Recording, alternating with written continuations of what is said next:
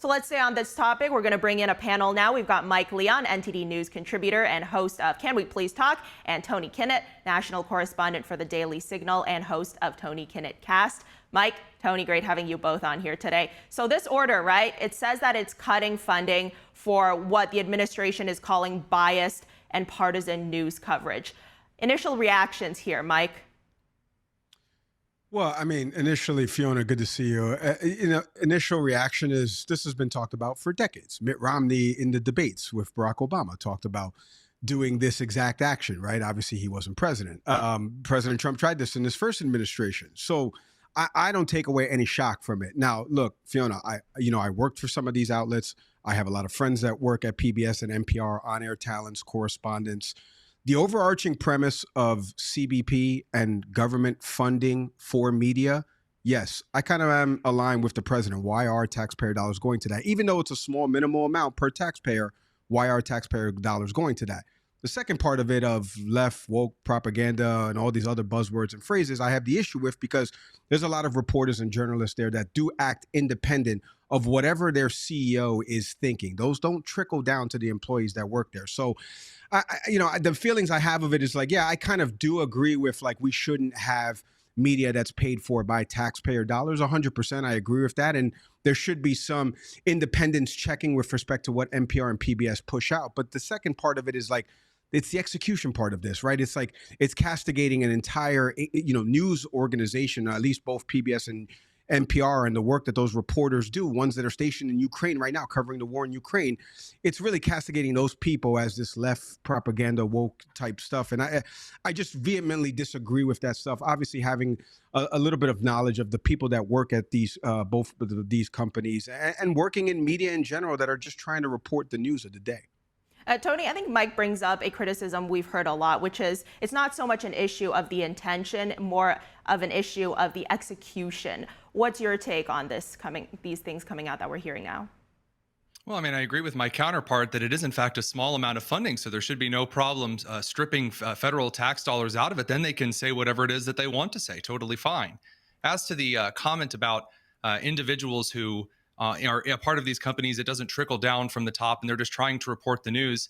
I would believe that if every single editor at NPR wasn't a registered Democrat, if every time in all of these local affiliates, like, for example, where I am, WFYI in Indiana, they weren't pumping out political stories that always go one way. There's never a pro-right or pro-centrist piece. It's always expressly using the exact language and rhetoric that's pushed by left-leaning outlets. So again, I'm all for getting rid of the tax dollars. They can say whatever they'd like. I'm more than happy to see them put out news. And then if people favor that, then it gets covered. But specifically the Ukraine reporting always seems to identify only specific quotes from the administration, and it leaves some out. So there is political bias. It has been noted. Again, they're more than welcome to publish that, just not anywhere near my tax dollars. To that point, I think we could both of you agree on the fact that maybe taxpayer dollars shouldn't be used to fund these media outlets. Mike, why are we still seeing that? Could this be leading to a further question in the future of maybe the federal government further pulling out funding completely from any of these entities? Yeah, and well, remember, the CEOs of these entities both in March met with Congress, and obviously congressional funding has been passed through 2027 from CBP for this with respect to both of these outlets. Look, I'm not going to push back on anything Tony said, because I actually do agree. Like I said, there is editorial control, and then there's what your ears listen to. I worked at Fox News for 3 years. Not one time did anybody come over to me and tell me you need to say it like this, because I worked on the news section of the corporation. Media literacy is something that is very lost on the American public. So what does that mean, right? I worked in the news division. That means America's Newsroom, the show that's on during the day, that gives you the news, that has reporters stationed there, that are talking to sources, whether it be at the governmental level, federal, state, local, and then reporting the news of the day. There's a car fire in California, 2 people have died, here's a reporter on the scene. If we want to get back to that, I agree. The problem is the delineation between news and opinion. And a lot of these corporate media outlets, for lack of a better term, I even hate that term in and of itself, those have opinion-based programming, right? NPR does have a little bit of an opinion-based programming. I agree. I'm not disagreeing with any of that. But I do think that what we need to do is we need to get away from the buzzwords and phrases of left, woke, propaganda type stuff. Let's talk about the real issues of it. The real issues of it is we want to return back to news where we learn the information of the day of the story, and we're measuring that across all outlets that are all reporting identical information, and then people can take away from that this has been universally accepted as the facts of the story without opinion and bias. That is incredibly tough to do, Fiona. It's incredibly tough to do because anybody that has ears and all five senses will say, well, that sounds a little left. Well, that sounds a little right. And that's where we get into the subjective matter of this. Should the government be paying for that? I agree. No, they shouldn't. Taxpayer dollars shouldn't be going to it. And to Tony's point, support from viewers come like this. That's the NPR tagline when they say it in their programming. They can keep doing this. They can keep raising money, and they can keep doing it independently. So I do agree with him on that premise. Tony, you've been reacting to Mike there. I'll give you a chance to respond. I know it may not be as professional, but I try not to keep a stoic face. I am trying to think of what my colleague here is saying, and I agree with a lot of what he's saying. I don't think that it just comes down to, and I'm glad you brought up the Fox News newsroom, but there is a culture of what stories are chosen by editors. So when I ran Chalkboard Review, an education outlet, there was a lot of discussion from my editor-in-chief, Daniel Buck, and his kind of a concept of what stories we were going to feature, what we're going to get at maybe airtime or be pushed into the show slots, and what we're going to be left to the wayside. And something I noticed from our counterpart, Chalkbeat, on the farther to the left side of the aisle, is that there was always specific language that was used, and then there was always specific stories that were covered. And that's an element that I don't think you can strip out of news coverage. I think there is inherent bias in everything. We're biased people. Again, the actual classical American model of journalism is you had two newspapers in a town, right? You had a Republican or a right-leaning newspaper and a Democrat or a left-leaning newspaper, and then usually a trade union paper. That's where those come from. Not to lecture you, just for our viewers, just to kind of a quick history recap.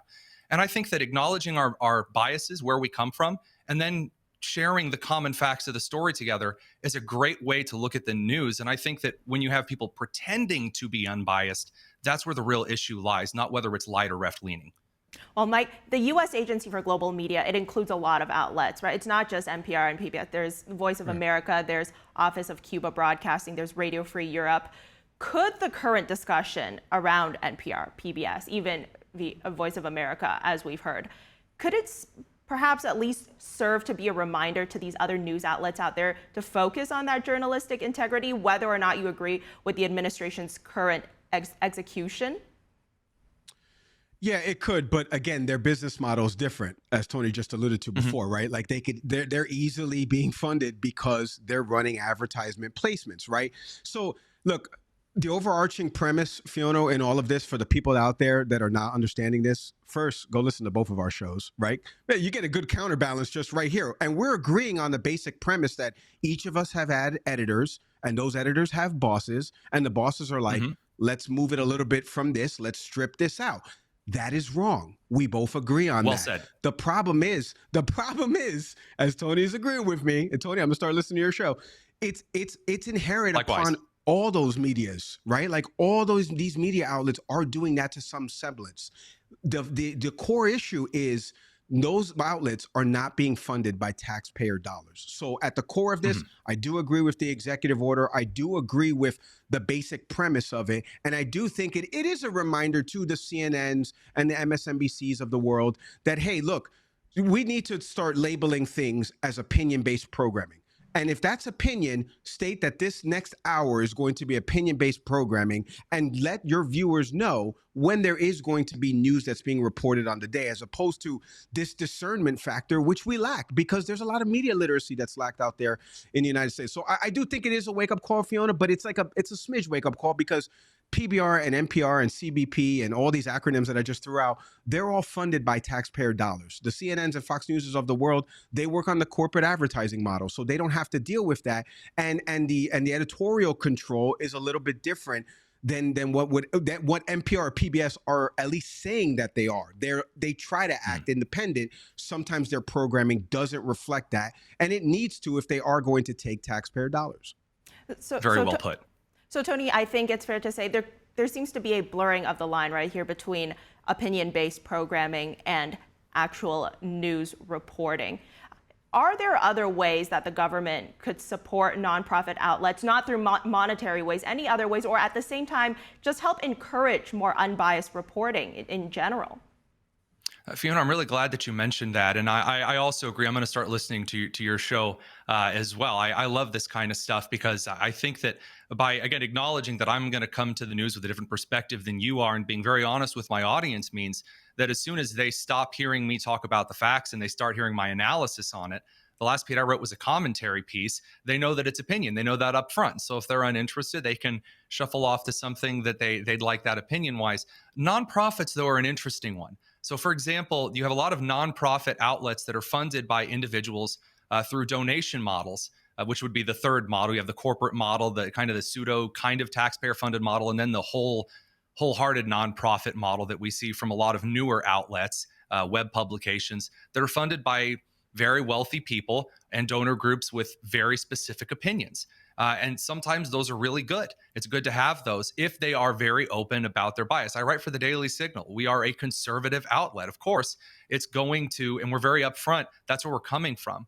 But you have a lot of nonprofit outlets that are trying, again, to pass themselves off as news when, again, they're being very selective in their coverage or selective in what kind of language they're using in the piece. How the federal government helps with that, I would say lowering regulations and making it so you don't have to feel like you're jumping through hoops in kind of a corporate nightmare, which the American business model has kind of become. But I think that the lack of favoritism in a media setting is a good thing anyway. I like that the LA Times and Axios have access to the roving press corps that they didn't have before because of the WHCA. I think that's a step in the right direction. So, Mike, I think it's important here to have this reminder that we as members of the media, me in the newsroom here, both of you with your podcasts, or whether it be broadcast or print news, we all have a responsibility at the end of the day to our audience. Mike.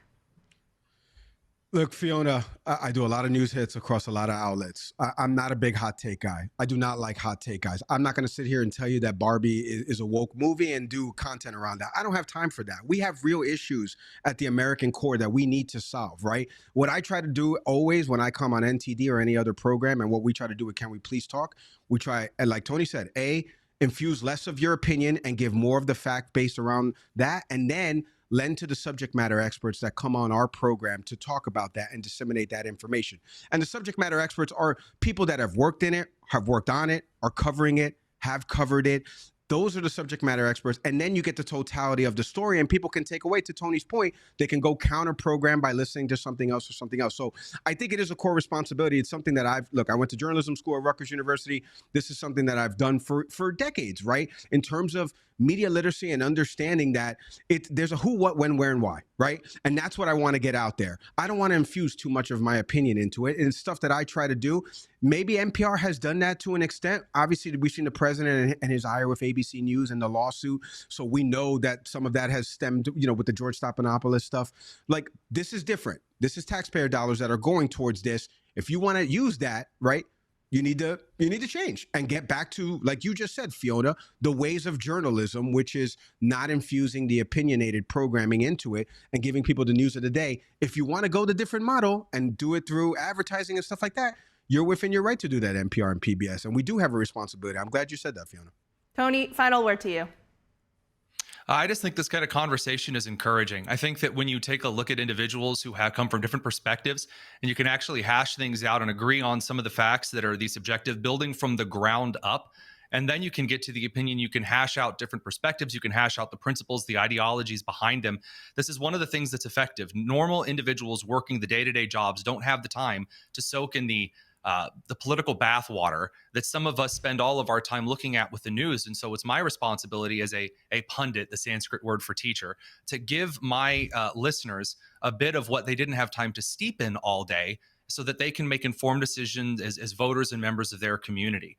And I think that moving in this direction, again, this conversation we've had here in Fiona, the work that you do as well, Mike, same, that we're actually entering a new era of active listeners.